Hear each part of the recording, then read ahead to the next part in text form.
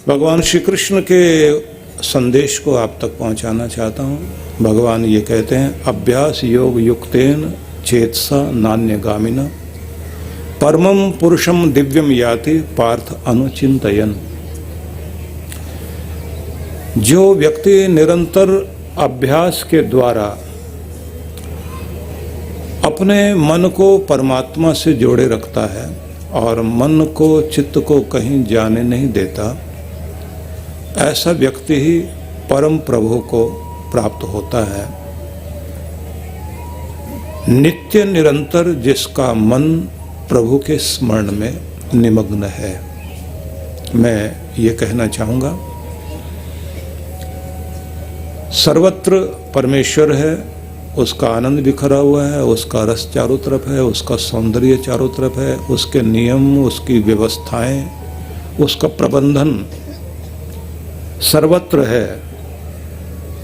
हमारा मन मस्तिष्क हर समय न जाने किन किन विचारों में घूमता रहता है, तो शांत होकर के कभी कभी आप चिंतन किया करें कि इन सुंदर फूलों को खिलाने वाली शक्ति कौन सी है। इतनी तरह के पुष्प, इतनी तरह के रंग, इतनी तरह की सुगंध, एक दो तरह की सुगंध नहीं है, हजारों तरह की सुगंध है। उस सुगंध को देने वाली शक्ति कौन है। हजारों प्रकार के रंग है। एक लाल रंग को भी अगर आप लेंगे तो एक जैसा दिखाई जरूर पड़ता है, लेकिन लाल रंग भी हजारों तरह का है, हरा रंग भी हजारों तरह का है। 700 करोड़ लोग संसार में बसते हैं। सबकी किस्मत लिखने वाला अद्भुत। अगर टीचर एक जैसा पढ़ा भी दे तो एक जैसा समझने वाले लोग नहीं होते। माँ बाप एक जैसी सुख सुविधा देकर बच्चों को अलग अलग बिजनेस दे भी दें तो भी वो एक जैसे आगे तो नहीं आ पाते। तो कौन लिख रहा है भाग्य को और कौन इस दुनिया में भेजता है, कौन बुला लेता है उस पार, फिर हमें सब कुछ छोड़कर जाना पड़ता है। वो शक्ति क्या है। हम लोग अनेक अनेक तरह के नाम उसको देते हैं, लेकिन किसी भी नाम से पुकारें है वो अज्ञात, अनाम। वो व्यक्ति नहीं है, एक शक्ति है। परमेश्वर को व्यक्ति की तरह नहीं माना जा सकता। वो एक शक्ति है जो सब जगह है। हम जीव, हम भी चैतन्य हैं। परमेश्वर परम चैतन्य है। इसलिए इस चैतन्य को, परम चैतन्य से जुड़ने से ही आनंद आएगा। जितना जितना हम इस संसार से जुड़ते हैं, हमें तनाव, दबाव, अशांति ही आती है। हम अगर परमात्मा की प्रकृति के साथ भी जुड़ जाते हैं तो भी मन में शांति आने लग जाती है। इसलिए ज़्यादातर कोशिश करनी चाहिए कि जब आप कहीं भी एकांत में बैठे हुए हों तो अपने मन को इस तरह से लेकर जाएं। अगर भीड़ दिखाई देती है तो भीड़ को देखकर ये सोचो, इतने तरह के चेहरे, परमेश्वर ने इनको बनाया कैसे, कितने तरह के रूप रंग दिए हैं, उसके एल्बम में कितनी विविधता है। और फिर रिपीट नहीं करता। भगवान कभी भी अपने जो चेहरे बनाए हैं, जो शक्ल अक्ल दी, वैसा चेहरा अगर आप देखें तो दो भाई जुड़वा, दो बहनें एक जैसे लगते हैं। लेकिन माँ बाप से पूछ के देखिए, वो कहेंगे आपको लगता है कि दोनों की शक्लें एक जैसी हैं। जरूर लगती हैं एक जैसी, लेकिन एक जैसे हैं नहीं। हाँ, कभी कभी वो नाटक कर जाते हैं। एक पिट गया, दूसरा जो है वो छिपके ऐसे खड़ा हो जाता है, दोबारा फिर वही पिट जाता है जो पहले पिट के गया। लेकिन फिर भी माँ बाप पहचानते हैं। आपको लगता है कि गडरिये के सामने उसकी बकरियां सब एक जैसी लगती हैं। बकरी को पहचानता है गडरिया, सारी भैंसें एक जैसी, लेकिन एक जैसी नहीं है। पालने वाले पहचानते हैं। ये अगर मच्छर भी आप देखते हैं, चींटियां भी देखते हैं, तो सब एक शक्ल की नहीं है, इनकी भी शक्ल अलग अलग है। आप पहचाने ना पहचाने, जो अभी काट के गया मच्छर दोबारा वही काट रहा है क्या? इतनी विविधता देने वाली शक्ति बहुत अद्भुत है। हमारे सिर का एक बाल भी हमारी पहचान है। हमारे हाथों के उंगलियों के निशान, ये छाप, ये हमारी पूरी पहचान है। यहाँ तक के अगर आप टिश्यू पेपर लेकर पसीना पोंछकर नीचे गिरा दें तो उससे भी आप पहचाने जाएंगे। हर मनुष्य अद्वितीय है और इसलिए अनुपम, अद्वितीय, अलग तरह का व्यक्तित्व हर किसी का भगवान ने दिया। हर एक आदमी के बोलने का स्टाइल अलग, चलने फिरने का स्टाइल अलग, और हर आदमी के शरीर की गंध भी स्मेल भी अलग। जानवर सब आपको चेहरा देखकर नहीं पहचानते, वो सूंघ कर पहचानते हैं। इसलिए अगर कोई जानवर से बचकर जंगल में कोई झाड़ी में छिपके भी बैठ जाए तो आप मनुष्य को लगता है कि हम छिपके बैठ गए, जानवर को पता नहीं लगेगा, वो सूंघते सूंघते वहीं पहुंच जाएगा। आपकी पहचान इतनी अलग अलग दी गई है, एकदम अलग बना दिया भगवान ने। लेकिन मैं तो ये बताना चाहता हूं कि इतनी अलग पहचान देना, और वो भी 700 करोड़ लोग इस धरती पर हैं, तो मैं आपको ये बता रहा था कि इतनी विविधता भगवान ने दी है। मनुष्य के अंदर इतनी तरह तरह की विशेषताएं और अलग अलग चेहरा, अलग अलग पहचान भगवान ने जो दी, तो वो बनाने वाला कैसा अद्भुत है। तो जैसे ही आपका ध्यान इस बात पर जाएगा तो आपके मन में ये बात जरूर आएगी कि बुद्धिमानों में बुद्धिमत्ता देने वाली शक्ति ही ईश्वर है। धनियों में धन, बलियों में बल, गुणवानों में गुण देने वाली शक्ति परमेश्वर है। उस परमपिता परमेश्वर के प्रति जब भी हमारी दृष्टि बाहर जाए तो बाहर भी उसी को अनुभव करें, और अगर आंखें बंद करके बैठें तो भी उसको अनुभव करें कि वो आनंद है, वो शांति है, वो शक्ति है, वो उत्साह है, वो निर्भयता है, वो निश्चिंतता है। जो जो भी हमारे जीवन में आवश्यकता होती है, वह सारी किरणें परमेश्वर से होकर ही हम तक पहुंचती हैं। इसलिए याद रखिए, जब जब हम लोग भजन के माध्यम से, पूजन के माध्यम से, यज्ञ के माध्यम से, ध्यान के माध्यम से, कीर्तन के माध्यम से एकाग्रता धारण करके परमेश्वर से जुड़ते हैं, तो हमारे अंदर सबसे पहले शांति उतरनी शुरू होती है, और उसका परिणाम होता है कि आपको एक नई शक्ति मिलनी शुरू हो जाती है। देखने में आया है कि दुनिया के बड़े से बड़े महान पुरुषों को आप देखें तो उनके पास एक शक्ति दिखाई देती है जो आम आदमी के पास नहीं होती। वो शक्ति क्या है? पूरे संसार को बदल पाने की शक्ति उनके अंदर होती है, और बड़े से बड़े आंधी तूफानों में वो नहीं हिल पाते, क्योंकि शरीर की शक्ति से बढ़कर है प्राणों की शक्ति, और प्राणों की शक्ति से बढ़कर के है मन की शक्ति, मन की शक्ति से भी बढ़कर के है बुद्धि की शक्ति, और बुद्धि की शक्ति से भी बढ़कर है आत्मा की शक्ति, जो पूरे संसार को हिला सकती है। जैसे जैसे हम अपनी शक्ति के करीब पहुंचते हैं,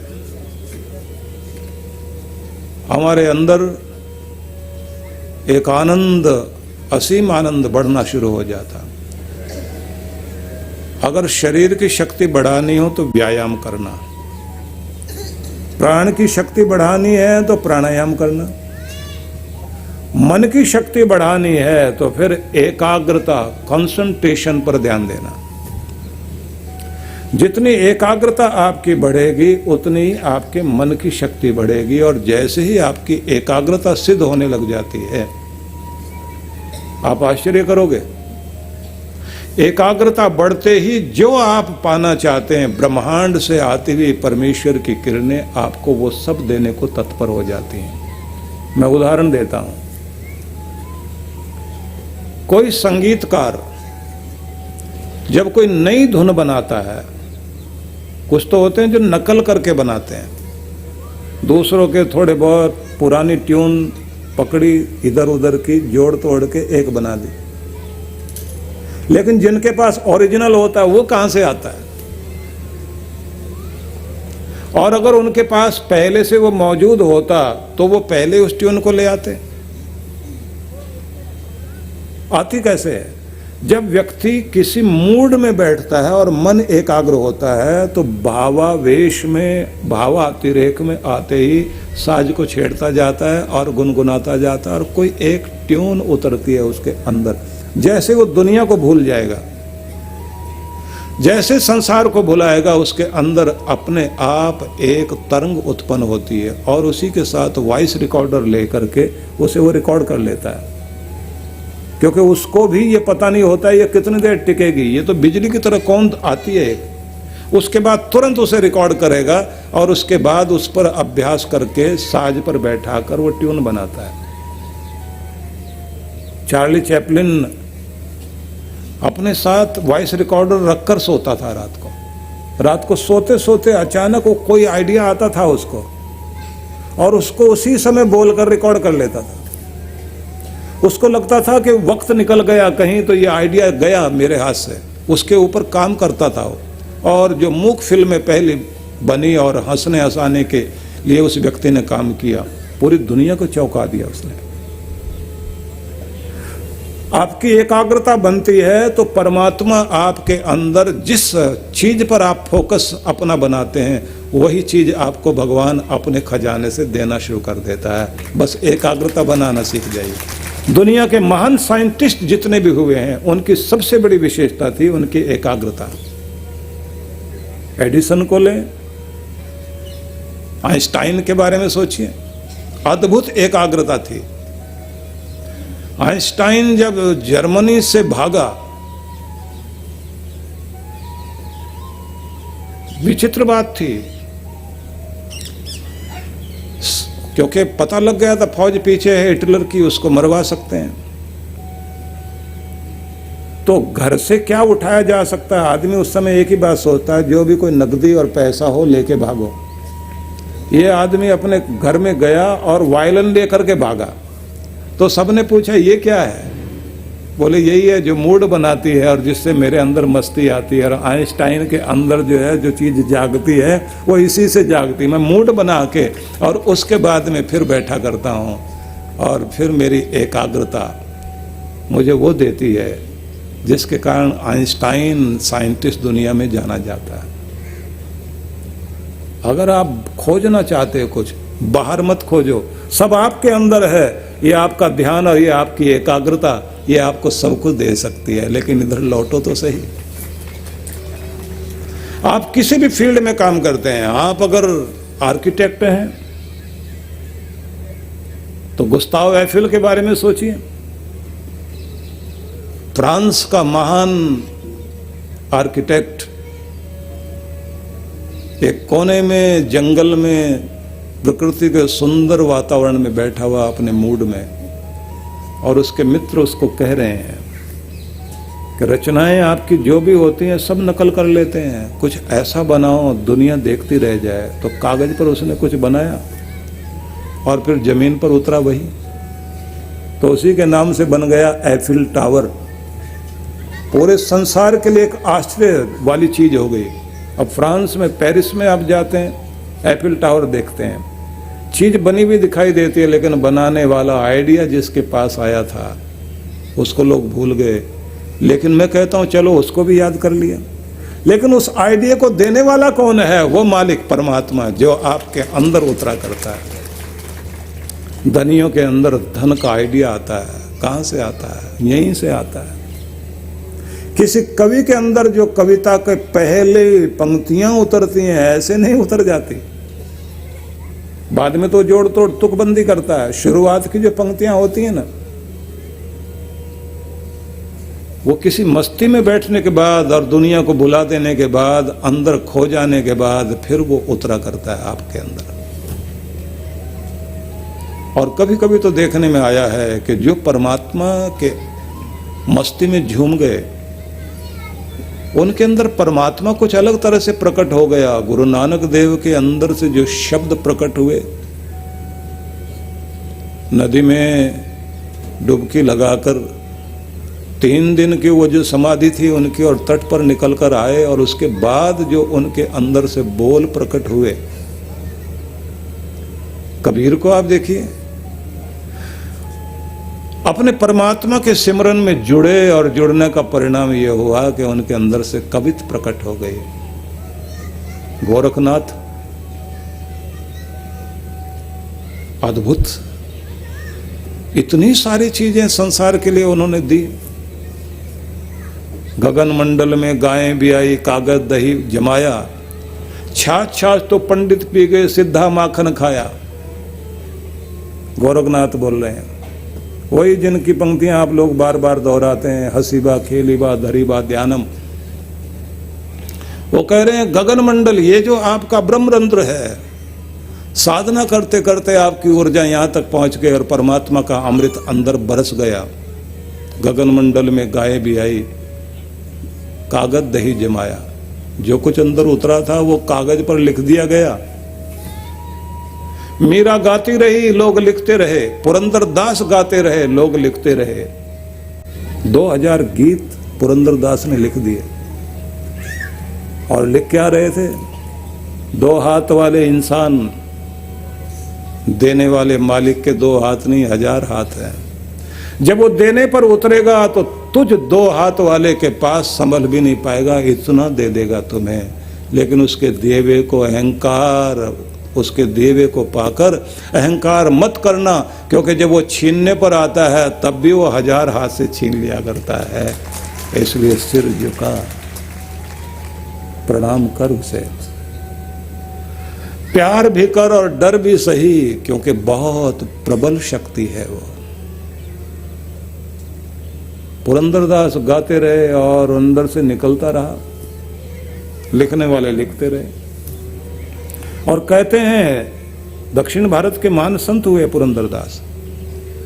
लोग कहते हैं कि उन्होंने जितना कहा उतना तो लोग संभाल ही नहीं पाए। 20,000 गीत गाए, 2,000 ही संभले रह गए। अद्भुत व्यक्ति थे। बोल क्या रहे थे कि सुन मनुष्य, ये नदी टेढ़ी मेढ़ी होकर बहती है, पर जल टेढ़ा नहीं होता। जल को पियोगे तो वो टेढ़ा लगता है क्या? ये गन्ना टेढ़ा है, उसका रस टेढ़ा नहीं। वो पीकर देखो कितनी मधुरता और सरलता देता है। तुम देखो तो सही, आकाश तत्व, स्पेस, खाली जगह में ही सारे मकान, दुकान, जमीन के अंदर ही आपने रोड वगैरह सब बनाए हैं। आपके मकान टेढ़े होंगे, आपकी रोड टेढ़ी होगी, आपके रास्ते टेढ़े होंगे, लेकिन आकाश तत्व तो टेढ़ा नहीं है। मनुष्य का शरीर टेढ़ा मेढ़ा हो सकता है, लेकिन आत्मा टेढ़ा नहीं है। और इस संसार की वस्तुएं टेढ़ी मेढ़ी हो सकती हैं, इनको बनाने वाला परमात्मा टेढ़ा नहीं है। तो सीधा होकर आ, सरल बनकर आ, तो तेरा परमात्मा तुझे सब कुछ देने के लिए तैयार है। लेकिन जैसे ही तू कुटिलता और टेढ़ापन दिखाता है तो फिर वो दंड देने के लिए टेढ़ा हो जाता है। इसलिए उससे डर। अब न जाने किस मूड में वो गाते चले गए और गीत बनते चले गए।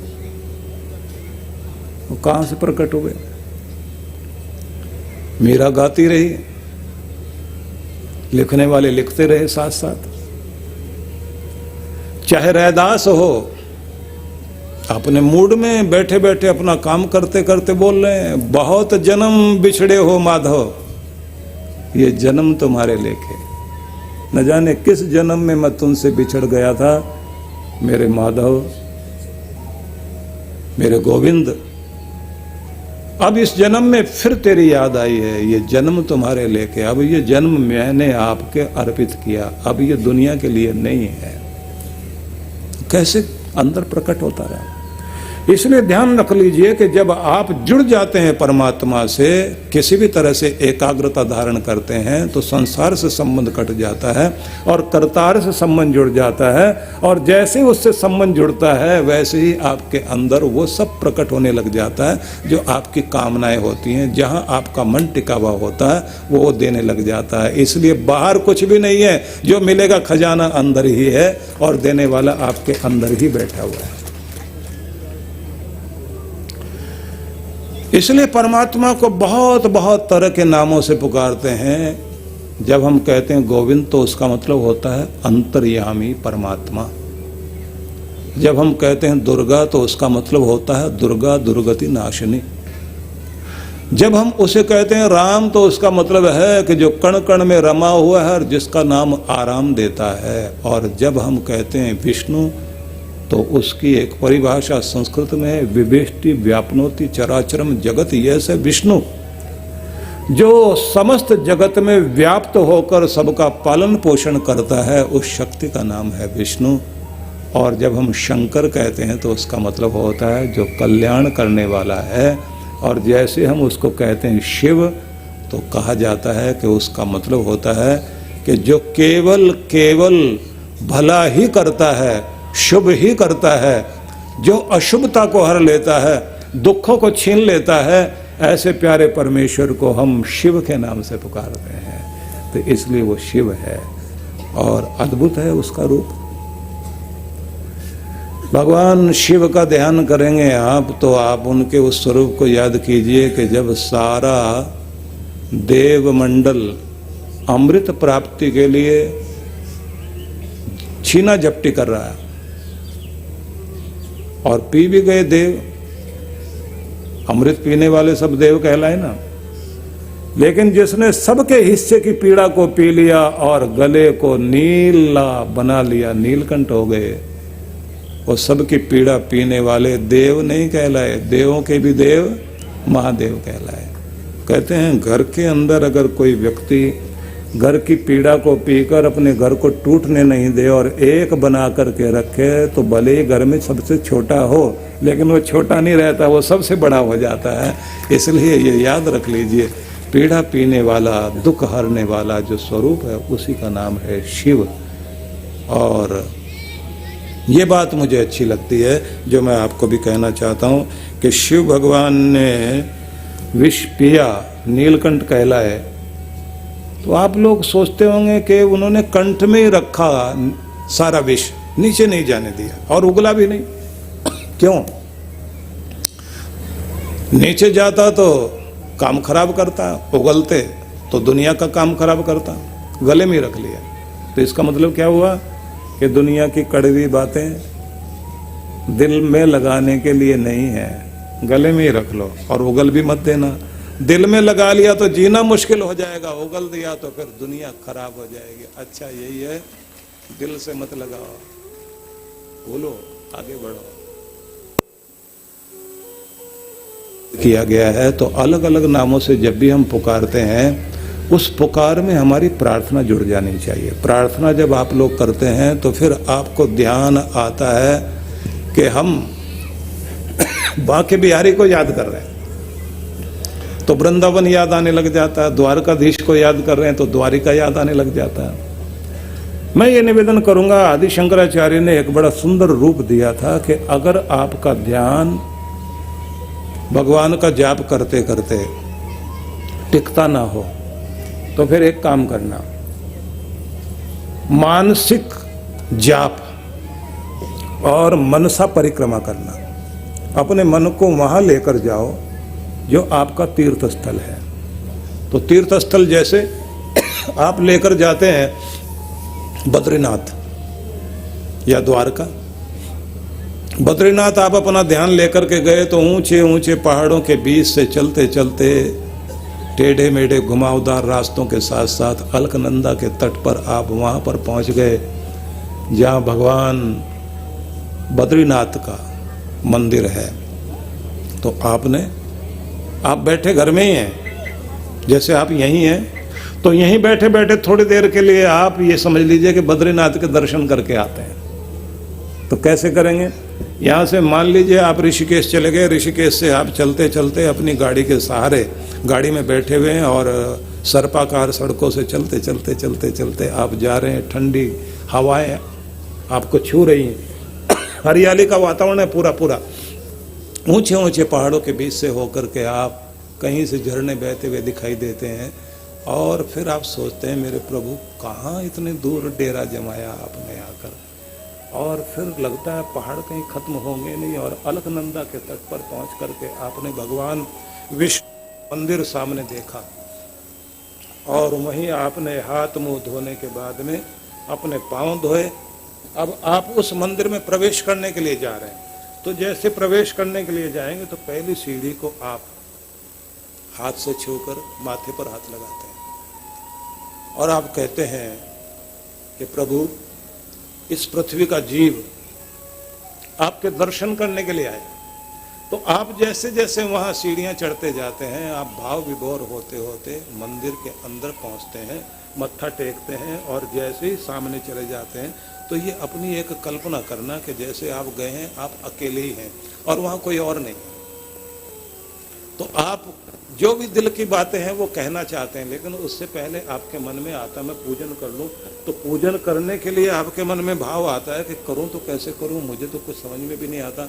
तो आप अपने मानसिक रूप से ये कल्पना करना कि आपने देवताओं को पुकारा है और देवता आकर खड़े हो गए और आप उनसे कह रहे हैं कि आप ही मंत्र पाठ कीजिए और नंदन वन के फूलों को आप आमंत्रित करते हैं और वो आपकी अंजलि में आ गए और आप देखते हैं आसमान से होते हुए फूल वहाँ सामने गिर रहे हैं और आप सुन रहे हैं मंत्र ध्वनि, देवता लोग पाठ कर रहे हैं और आसमानों से जमीन तक नाद घंटा नाद हो रहा है और आप बैठे हैं अपने घर में, लेकिन कल्पना आपकी वहाँ तक जा रही है। जैसे आप बैठे हैं साबरमती के तट पर और यहीं से आप ये कल्पना कर रहे हैं कि जैसे आप उस आरती में शामिल हो गए हैं और वो जो फूल आसमान से बरस रहे हैं उन फूलों को लेकर आप भी भगवान को अर्पित करते जा रहे हैं और उसी के साथ बैठकर आप मत्था टेक करके भगवान से कहते हैं मेरे प्रभु मेरा प्रणाम स्वीकार करो, मेरे पूर्वजों का, मेरे पितरों का, मेरे परिवार के सभी सदस्यों का, जो भी मुझे जानते हैं उन सब का,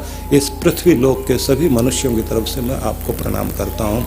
मेरे प्रभु न जाने कितनी कितनी गलतियां, कौन कौन से दोष मैंने अपने जीवन में किए हैं, लेकिन जो आपकी शरण में आ जाता है उसके तो सारे खोट अपने आप दूर हो जाते हैं।